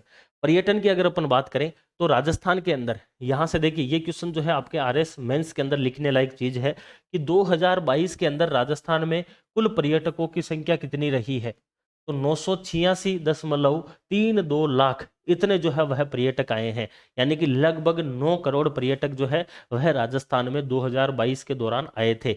अब इस 986 लाख में से स्वदेशी यानी कि भारत के जो थे वह पर्यटक ज्यादा थे, जो कि 983 लाख के आसपास थे, जबकि विदेशी पर्यटक जो राजस्थान में आए थे वह लगभग 3 लाख के आसपास रहे थे। तो दोनों चीजें याद रखनी है कि 2022 में टोटल पर्यटक कितने आए हैं, 986 लाख, उसमें से 983 लाख स्वदेशी थे और 3 लाख जो है वह विदेशी थे। ये मैटर आपके आरएस मेंस के काम का है, ये प्री में कहीं पर भी नहीं पूछा जाएगा।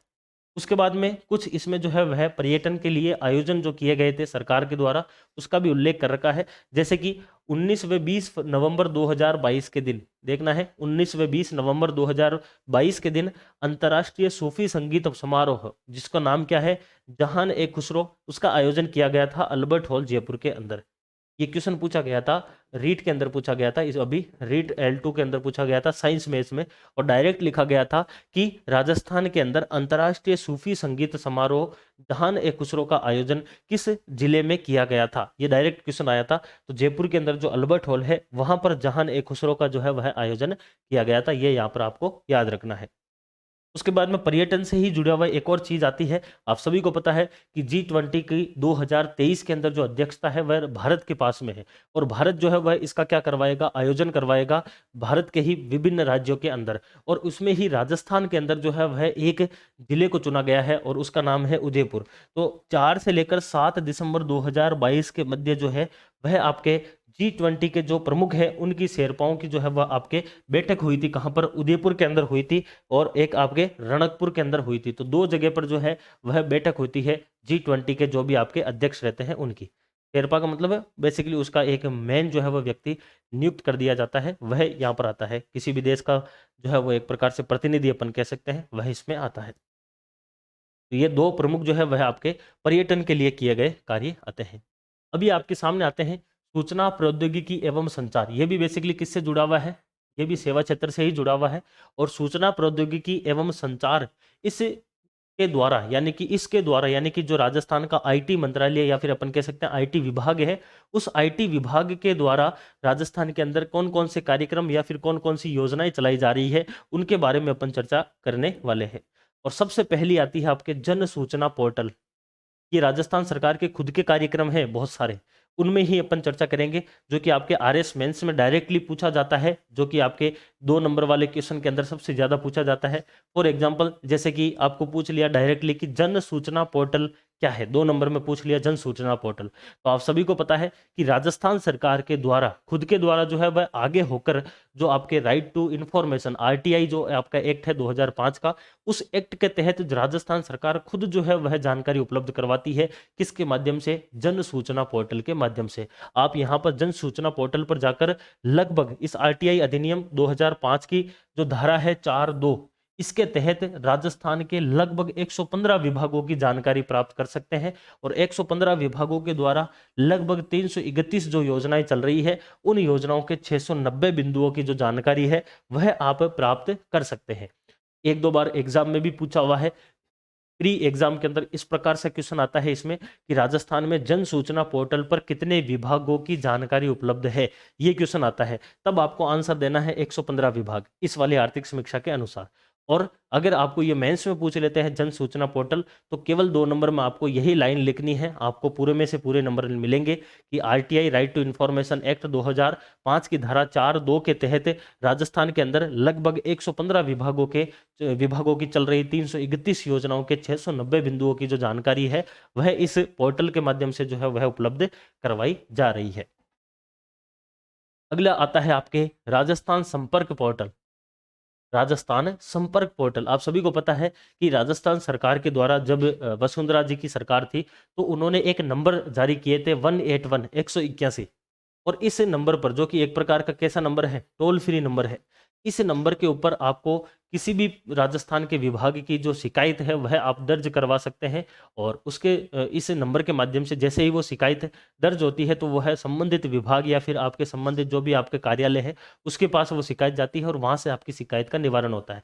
तो राजस्थान में एक शिकायत निवारण मंच के रूप में जो है वह राजस्थान संपर्क पोर्टल की शुरुआत की गई। इस राजस्थान संपर्क पोर्टल पर जाकर भी आप शिकायत कर सकते हैं, या फिर आप 181 के ऊपर कॉल करके भी कर सकते हैं। तो अगर आपको आरएस मेंस में पूछा जाता है कि राजस्थान संपर्क पोर्टल 2 नंबर में, तो आपको डायरेक्टली यही लाइन लिखनी है कि एक केंद्रीयकृत शिकायत निवारण मंच के रूप में कार्य कर रहे इस पोर्टल हेतु टोल फ्री नंबर 181 जो है वह प्रारंभ किया गया। यानी कि राजस्थान में एक शिकायत निवारण मंच के रूप में यह कार्य करता है। आप लोगों ने इसके ऊपर शिकायत भी की होगी, 181 के ऊपर बहुत सारी शिकायतें आप कर सकते हैं कि भाई पानी समय पर नहीं आ रहा है, कि हमारे मीटर जो है वो जल गया है, कि हमारे जो तार है वो उनकी ढील ढील हो गई है, या फिर हमारे जो है वह क्षेत्र के अंदर स्कूलों के अंदर शिक्षा नहीं मिल रही है, कि समय पर जो है वो हमें सेवाएं नहीं मिल रही है। यानी कि किसी भी प्रकार की आप अगर शिकायत दर्ज करवाएंगे तो वह संबंधित राजस्थान के विभाग के पास में चली जाएगी, ऐसा इसमें कहा जाता है। अगला क्वेश्चन आपके बन सकता है फाइबर टू होम, जो यहाँ पर इसके द्वारा योजना चलाई जा रही है। देखिए, फाइबर टू होम का मतलब क्या है? राजस्थान के अंदर जो, या फिर अपने ऐसे कह सकते हैं, भारत सरकार के द्वारा एक योजना चलाई गई थी जिसका नाम था भारत नेट। और भारत नेट जो योजना थी, इसका मुख्य लक्ष्य यह था कि भारत की सभी ग्राम पंचायतों तक जो आपके ऑप्टिकल फाइबर केबल है ओएफसी, उसके माध्यम से इंटरनेट उपलब्ध करवाना है भारत की सभी ग्राम पंचायतों में। ये योजना क्या थी? भारत नेट थी। अब इसी भारत नेट के तहत जो है वह फाइबर टू होम एक सर्विस शुरू की गई राजस्थान सरकार के द्वारा। और राजस्थान सरकार का जो विभाग है आपके आईटी विभाग, उसने भारत सरकार के जो बीएसएनएल है उसके साथ में मिलकर, और जो ग्राम पंचायतों तक जो आपके भारत नेट के माध्यम से जो आपके इंटरनेट आ रहा है, उस इंटरनेट को राजस्थान सरकार ग्राम पंचायत से, उसी ग्राम पंचायत के आसपास जो भी प्रमुख राजकीय कार्यालय है ग्रामीण क्षेत्र में, या फिर जो विद्यालय है, या फिर जो चिकित्सालय है, या फिर आपके जो भी प्रमुख जो ग्रामीण क्षेत्र के अंदर जो सरकारी कार्यालय है, वहां पर उसी भारत नेट के द्वारा जो आपके ग्राम पंचायत तक जो आपके इंटरनेट आया है, उस इंटरनेट को इन जगह पर पहुंचाने के लिए राजस्थान सरकार ने फाइबर टू होम सर्विस शुरू की है। तो आपको यह पूछा जा सकता है मेंस के अंदर, डायरेक्टली लिखा हुआ आएगा फाइबर टू होम सर्विस या फिर फाइबर टू होम 2 नंबर के अंदर, और आपको इसमें केवल यही लाइन लिखनी है जो यहाँ पर लिखी हुई है कि राजस्थान के संबंधित विभाग के द्वारा बीएसएनएल भारत सरकार के द्वारा चलाए जा रहे भारत नेट ग्राम पंचायतों को जोड़ने के लिए, या फिर ग्राम पंचायतों पर इंटरनेट सेवा उपलब्ध करवाने के लिए चलाए जा रहे भारत नेट जो आपका योजना है, उसी योजना का उपयोग करते हुए संबंधित ग्रामीण क्षेत्र के विद्यालय, चिकित्सालय या फिर संबंधित सरकारी कार्यालयों में इंटरनेट सुविधा उपलब्ध करवाने के लिए राजस्थान सरकार के द्वारा फाइबर टू होम सर्विस जो है वह शुरू की गई है। समझ में आ गई है मेरे हिसाब से। इसके अंदर कितना कनेक्शन दिया जाएगा, तो 5 FTTH का इसमें कनेक्शन मिलने वाला है। अगला आता है राजनेट या फिर राजस्वान। ये राजनेट या फिर राजस्वान क्या है, ये भी आपको ध्यान रखना है। एक दो एग्जाम में जो है वो इसकी फुल फॉर्म पूछी हुई है राजस्वान की।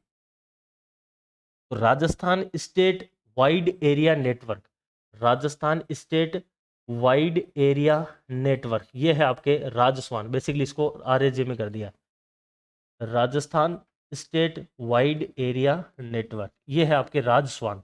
राजस्वान की अगर अपन बात करें तो राजस्थान के अंदर इस राजस्वान के माध्यम से राजस्थान सरकार ग्राम पंचायत स्तर के ऊपर कनेक्टिविटी के लिए जो है वह एक एकीकृत नेटवर्क समाधान जो है वो प्रदान करे। कहने का मतलब ग्राम पंचायत स्तर के ऊपर किसी भी प्रकार की अगर कोई समस्या आ रही है, कोई अगर एक प्रकार से कह सकते हैं कि कोई कार्य करने के अंदर जो है वो दिक्कत आ रही है, तो उन सभी समस्याओं को निवारण के लिए राजस्थान सरकार के द्वारा एक अलग से जो है पूरा का पूरा एक सिस्टम, एक पोर्टल की जैसे अपन कह सकते हैं, वह उपलब्ध करवाया गया है। सभी ग्राम पंचायतों को उसके ऊपर कनेक्ट कर दिया गया है। वह कार्यक्रम है राजस्थान सरकार का राजस्वान। और उस राजस्वान के माध्यम से जो है वह आपके राजस्थान के अंदर ग्राम पंचायतों पर एक प्रकार से समस्या के निवारण के लिए इसका प्रयोग किया जाता है। अगला आता है ई मित्र सेवा वितरण। आप सभी को पता है ई मित्र के बारे में तो आप जानते ही हैं। राजस्थान सरकार के द्वारा 2002 के अंदर ई मित्र सेवा जो है वो शुरू की गई थी। ई मित्र सेवा क्या है, जो भी राजस्थान सरकार के द्वारा चलाई जा रही सरकारी योजनाएं हैं उनको किसी एक ही प्लेटफॉर्म पर या फिर एक ही जगह पर आपको उपलब्ध करवा दिया जाए, उसके लिए राजस्थान में 2002 के अंदर ई मित्र सेवा वितरण या फिर एक ई मित्र जो है वह प्लेटफॉर्म शुरू किया गया था। और यहाँ पर राजस्थान के अंदर कोई भी जो सेवाएं हैं उन सभी सेवाओं को एकीकृत रूप से और एक ही जगह पर जो है वो उपलब्ध हो जाए, इसके लिए इसको शुरू किया गया था। राजस्थान के अंदर वर्तमान में 80,000 से जो है वह ज्यादा वर्तमान में ई मित्र कार्यरत है। यह इस आर्थिक समीक्षा में बताया गया, क्योंकि यहाँ से क्वेश्चन बनने की संभावना कम है।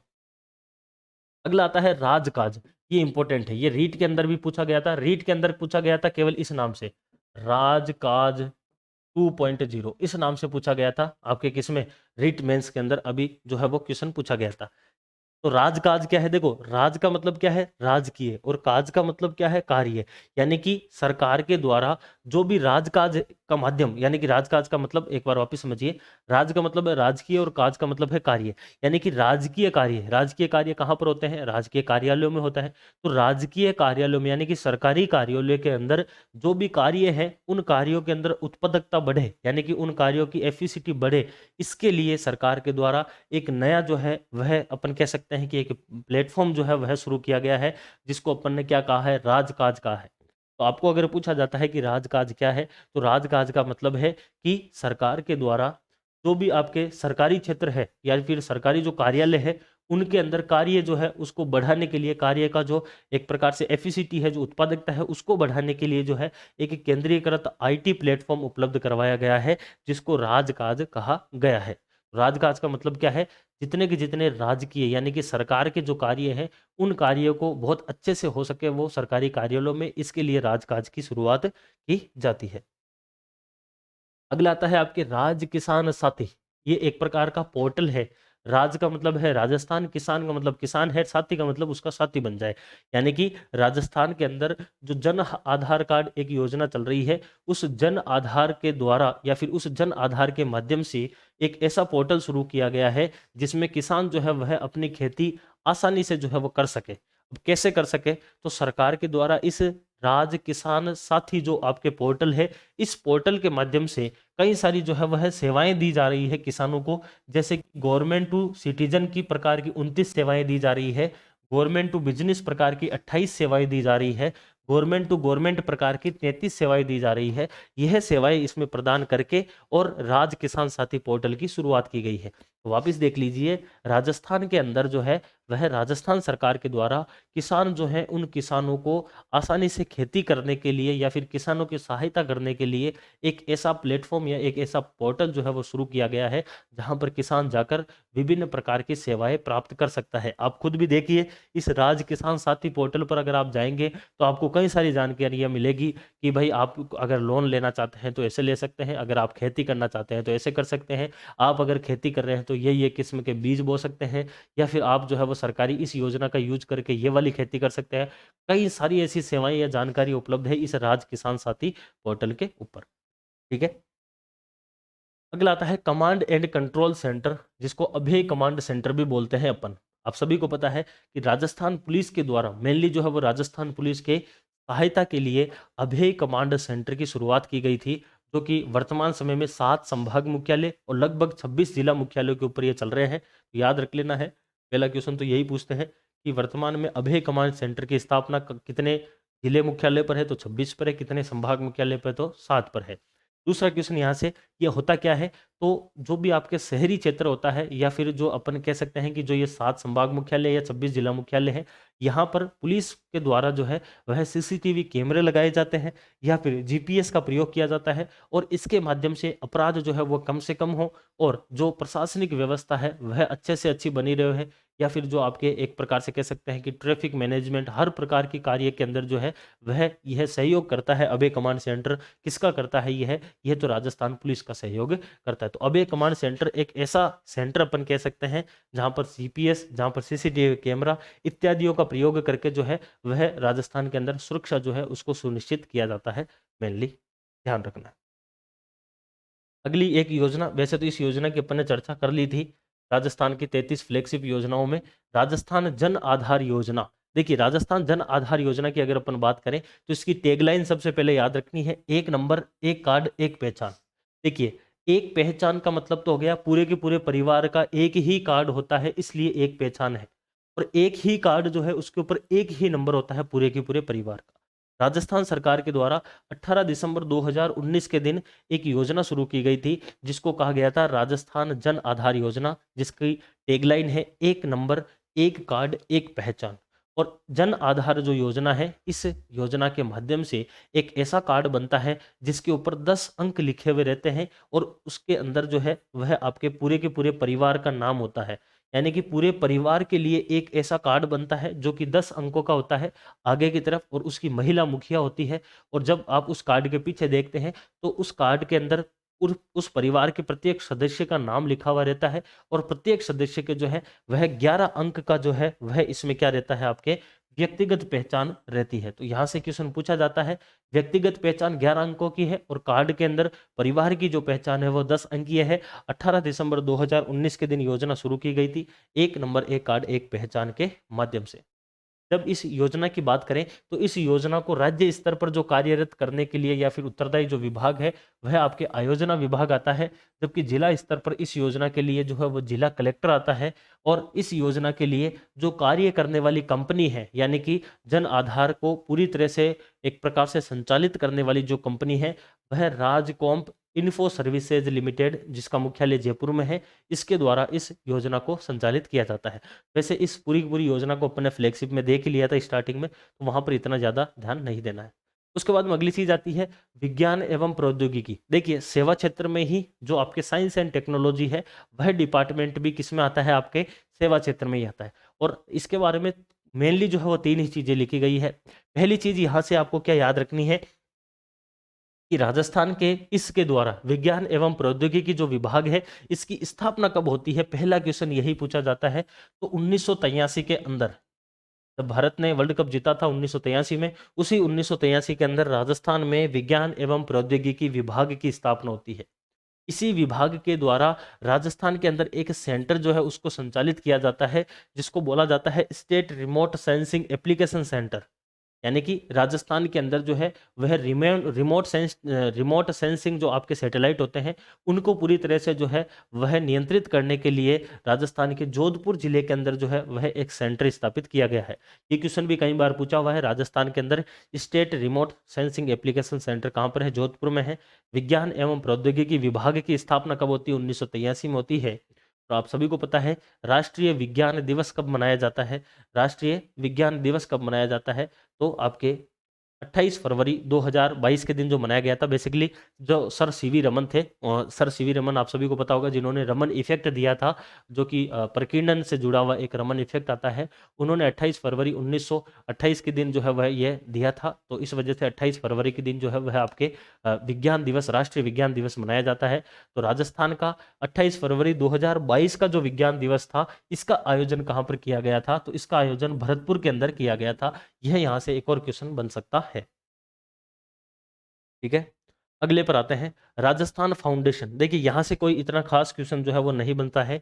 राजस्थान फाउंडेशन जो है वह एक राजस्थान के अंदर एक प्रकार से कह सकते हैं कि एक इकाई है, एक समिति है, या फिर एक इस प्रकार का जो है वह प्लेटफॉर्म है, जो कि राजस्थान के अंदर कई सारे जो है वो पर्यटन के क्षेत्र में जो आपके नवाचार है वह करता है। और उसके द्वारा एक इम्पोर्टेंट चीज जो आपके एग्जाम के लिए जो है वो इम्पोर्टेंट है, वो याद रखनी है कि माटीरो संदेश जो समाचार पत्र है, यह किसके द्वारा निकाला जाता है? तो यह राजस्थान फाउंडेशन के द्वारा निकाला जाता है। यह यहाँ से एक क्वेश्चन आपको पूछा जा सकता है। तो एक नाम यहाँ से याद रख लेना है, माटीरो संदेश समाचार पत्र किसका है? तो वह आपके राजस्थान फाउंडेशन का आता है। ठीक है, तो यहाँ से अपन ने जिस चैप्टर की बात की थी, सेवा क्षेत्र की, एक बार इसको फटाफट वापस देख लीजिए, यहाँ से आपके जो है वो रिवीजन हो जाना चाहिए। देखिए, जब अपन ने बात की थी सबसे पहले सेवा क्षेत्र की, तो सेवा क्षेत्र की बात करें तो अर्थव्यवस्था में सेवा क्षेत्र की योगदान की बात करते हैं, तो दो ही चीजें इसमें से याद रखनी है। प्रचलित कीमतों पर सेवा क्षेत्र में वृद्धि दर जो है वह 2018-19 से 2022-23 में 8.62% की है, जबकि स्थिर मूल्य के ऊपर जो है वह 3.65% की आती है। इसी प्रकार से सकल राज्य मूल्य वर्धन के अंदर बात करें, यानी कि ग्रॉस स्टेट वैल्यू एडेड की अगर अपन बात करें, तो इसमें सेवा क्षेत्र के अंदर जो हिस्सेदारी है वह प्रचलित हो चाहे स्थिर कीमतें हो, 43.74% ही आती है। यह यहाँ पर आपको याद रखनी है। वहीं जो सेवा क्षेत्र के उप क्षेत्र है उनका योगदान किस प्रकार से है, तो इस चार्ट के माध्यम से दिखाया गया है। टॉप 3 याद रख लीजिए। सबसे बड़ा जो सेवा क्षेत्र के अंदर योगदान है वह व्यापार, होटल और जलपान गृह का है, पहले नंबर पर। वहीं दूसरे नंबर पर जो है वह आपके स्थावर संपदा, आवासीय गृह का स्वामित्व तथा पेशेवर सेवाएं हैं। और वहीं तीसरे नंबर पर जो है वह आपके परिवहन, भंडारण और संचार आता है। ठीक है, उसके बाद में पर्यटन की अपन ने बात की। RS मेंस में आप लिख सकते हैं, राजस्थान में टोटल पर्यटकों की संख्या 2022 में 986 लाख थी, जिसमें से 983 स्वदेशी थे और 3 लाख जो है वो विदेशी आ जाते हैं। फिर दो इंपॉर्टेंट क्वेश्चन राजस्थान के अंदर, नवंबर 2022 के अंदर जहान ए खुसरो एक अंतर्राष्ट्रीय सूफी संगीत समारोह जो है वो अल्बर्ट हॉल जयपुर में आयोजित किया गया था। दूसरी चीज आपको G20 की जो आपके समिट है, उस G20 के शेरपाओं की बैठक जो है वो उदयपुर और रणकपुर में आयोजित की गई थी दिसंबर 2022 में, ये ध्यान रख सकते हैं। फिर सूचना प्रौद्योगिकी एवं संचार विभाग के द्वारा कई सारी योजनाएं चलाई जा रही है, जिसमें जन सूचना पोर्टल 115 विभाग जो हैं उनकी लगभग 331 योजनाओं की जो जानकारी है वह उपलब्ध करवाई गई है RTI एक्ट 2005 की धारा 4(2) के तहत इस पोर्टल के ऊपर। जनसंपर्क पोर्टल, राजस्थान के अंदर विभिन्न प्रकार की जो शिकायतें हैं उनके निवारण के लिए एक मंच उपलब्ध करवाया गया है, राजस्थान संपर्क पोर्टल, जिसके लिए 181 टोल फ्री नंबर भी आते हैं। Fiber to home service, Rajasthan सरकार के द्वारा, BSNL भारत सरकार के द्वारा जो राजनेट के माध्यम से ग्राम पंचायत पे इंटरनेट उपलब्ध करवाया जा रहा है, उसी इंटरनेट का प्रयोग करके ग्रामीण क्षेत्र के राजकीय जो भी विद्यालय हैं या फिर कार्यालय हैं या फिर चिकित्सालय हैं, वहां पर जो है वह आपके इंटरनेट सेवा लेना, वही फाइबर टू होम सर्विस है। राजनेट या राजस्वान की बात करते हैं तो Rajasthan state wide area network, जो कि ग्राम पंचायत स्तर के ऊपर किसी भी प्रकार की जो है वह नेटवर्क समाधान, एक ऐसा नेटवर्क विकसित किया जा रहा है जो कि वहां की समस्याओं का समाधान करेगा। ई मित्र सेवाएं 2002 में शुरू होती है। राजकाज, राजकीय जो कार्यालय है वहां पर कार्य के अंदर जो है वह अच्छी उत्पादकता हो, इसके लिए जो है वह एक प्लेटफॉर्म जो है वह IT प्लेटफॉर्म उपलब्ध करवाया गया है, जिसको राजकाज कहा गया है। राज किसान साथी पोर्टल, किसानों की सहायता के लिए जो है एक पोर्टल शुरू किया गया है, जिसमें विभिन्न प्रकार की सेवाएं सरकार के द्वारा दी जा रही है। कमांड एंड कंट्रोल सेंटर, अभी कमांड सेंटर जिसको बोलते हैं, यह राजस्थान पुलिस या फिर राजस्थान के प्रशासन की सहायता के लिए 7 संभाग मुख्यालय और 26 जिला मुख्यालय के ऊपर एक ऐसा जो है वह सेंटर स्थापित किया जा रहा है, जो कि GPS और CCTV कैमरों के माध्यम से जो है वह सुरक्षा को जो है वह सुनिश्चित करता है।